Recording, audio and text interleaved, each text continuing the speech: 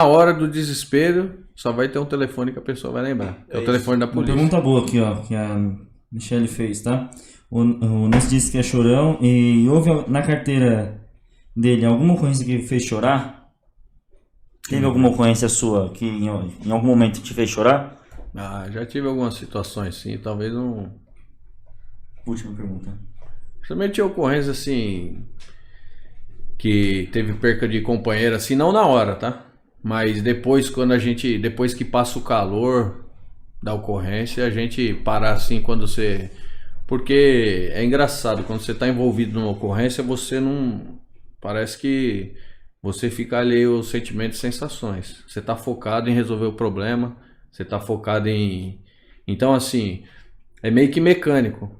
Você não desliga. Vou fazer o que tem que fazer. Mas depois...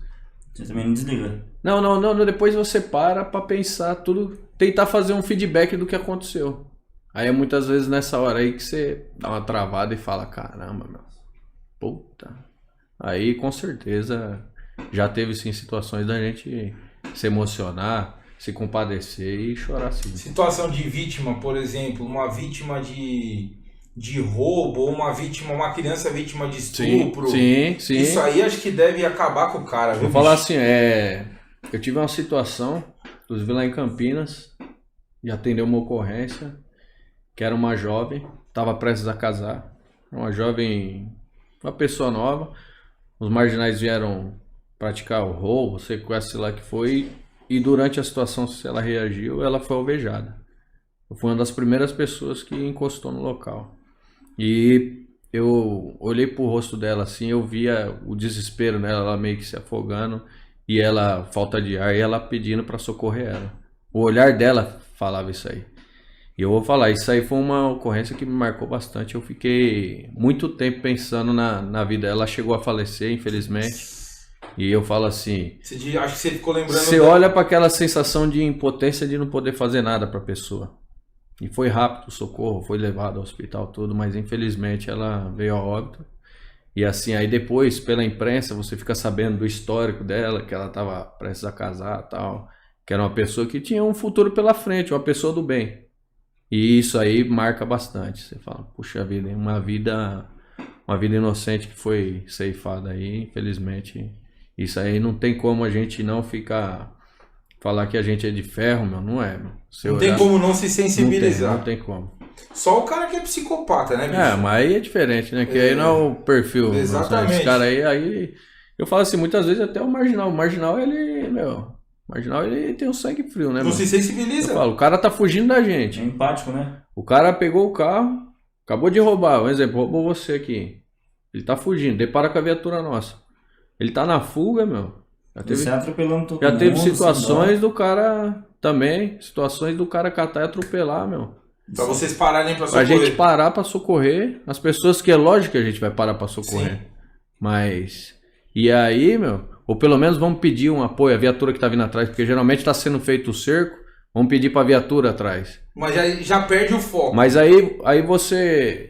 Depois você para lá pra ver, a viatura que atrás pra socorrer, você vai ver, porra, meu, pessoa que o cara levantou 5 horas da manhã, é pedreiro muitas vezes, tava trabalhando desde cedo, parou na casa da porta, na porta da casa dele 5 horas da tarde pra tomar uma cerveja com o irmão dele pra descansar, que o trampo do cara é pesado, o trabalho do cara é pesado, e de repente muitas vezes você saber que essa pessoa faleceu por uma maldade, ruindade do marginal. Então... Que muitas vezes as pessoas tentam falar vítima do sistema, tal. É assim, eu não concordo muito com esse termo, porque Osasco você conhece, tá aqui perto, é uma região periférica, uma região crítica, e assim, cresci numa escola humilde, escola pública, muitas das pessoas que cresceram comigo escolheram o caminho do mal, escolheram o caminho ruim, o caminho do crime, outros... se drogam até hoje, viraram ligeiramente indigentes mesmo e estão perdidos, e muitos escolheram o caminho do bem. E às vezes, não, mas é que esse aqui é um coitado que ele não tinha estrutura do pai, não tinha da mãe. Não, pera aí, mano. Esse aqui, aí você vai olhar os exemplos a grosso modo lá, você vai ver que a pessoa ela tinha sim bons exemplos dentro de casa. inclusive família evangélica e tal, e partiu para o mundo do crime. E às vezes você vai olhar o outro que não tinha recurso nenhum, e é pessoa honesta, trabalhadora, uma pessoa que se dedica para o bem. Então muitas vezes está ligado ao caráter da pessoa e não em si a criação ou o meio que está no entorno dele. Você acha que, diante dessa opinião, você acha que as penas mais endurecidas, mais severas, elas coibiriam, por exemplo, a decisão de um cara desse que teve a chance de fazer o bem, dele ir para o mal e praticar um crime, por exemplo? É assim, vamos lá, nós temos um problema, eu tenho um caos para resolver. O caos, primeiro você resolve ele com algumas medidas enérgicas, porém não vai ser a solução para sempre. Perfeito. A gente concorda. Eu acho que, assim, tem algumas medidas que tem que ser endurecidas, né? Um endurecimento das penas, legal, tem que ter. Isso é opinião minha, pessoal. Eu acho que deveria ter endurecimento, penas mais rígidas, que talvez coibiriam os criminosos de hoje. Porém, tem que haver um trabalho social no entorno disso aí. A gente só resolveu o de agora. Porque eu tenho, por exemplo, situações que eu participei de projetos sociais com crianças e tal. Tive o prazer de participar. A professora Patrícia, né, Itacoaxetuba, ela tinha um grupo de crianças que eram crianças que moravam na periferia, que tinham vidas precárias.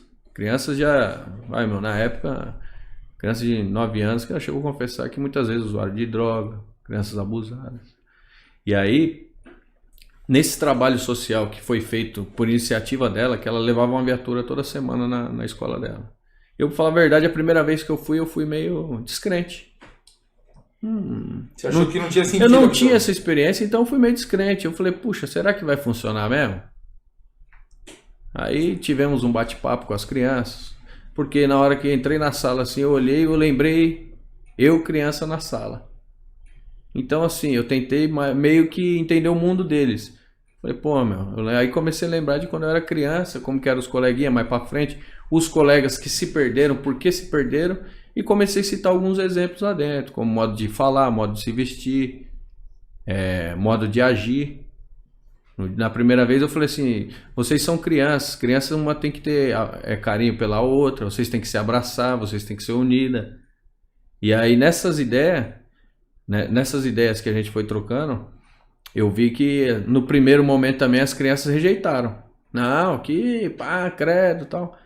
Só que dali 6 meses, com o trabalho dessa professora aí, com muito amor que ela teve com essas crianças, em 6 meses, aí eu tive mais 1 ou 2 vezes na sala ainda conversando com essas crianças e ela foi levando diversas modalidades de policiamento lá dentro. Levava ambiental, bombeiro, guarda municipal, então enfim. E aí nessa brincadeira, 6 meses depois eu fui na formatura. Diversas crianças eu nem reconheci. Porque para melhor. Até o semblante das crianças estavam melhor. Então aí naquele momento eu percebi que o que falta muitas vezes para as nossas crianças na periferia hoje, principalmente na periferia, é o bom exemplo. Porque não dá para eu condenar também uma criança que ela só teve como exemplo o vapor da rua dela, o traficante que anda de carrão e que sai com as menininhas do bairro. Aquele é o espelho para ele. Aquele ele começa a ver que aquilo é o certo. E ele não tem uma outra referência para falar assim, não, dá para viver bem, dá para ser um cidadão honesto, trabalhador e viver bem, tranquilo e calmo, ter uma vida digna. Ele não tem esse outro exemplo lá, porque muitas vezes o pai está preso, a mãe, se não tiver presa, muitas vezes até para tentar em auxílio ao pai, muitas vezes que acontece muito isso aí, a mãe está trabalhando, muitas vezes o dia inteiro para poder levar o sustento para essa criança. Então, quem cria ele é o mundo, e é o mundo que está no entorno.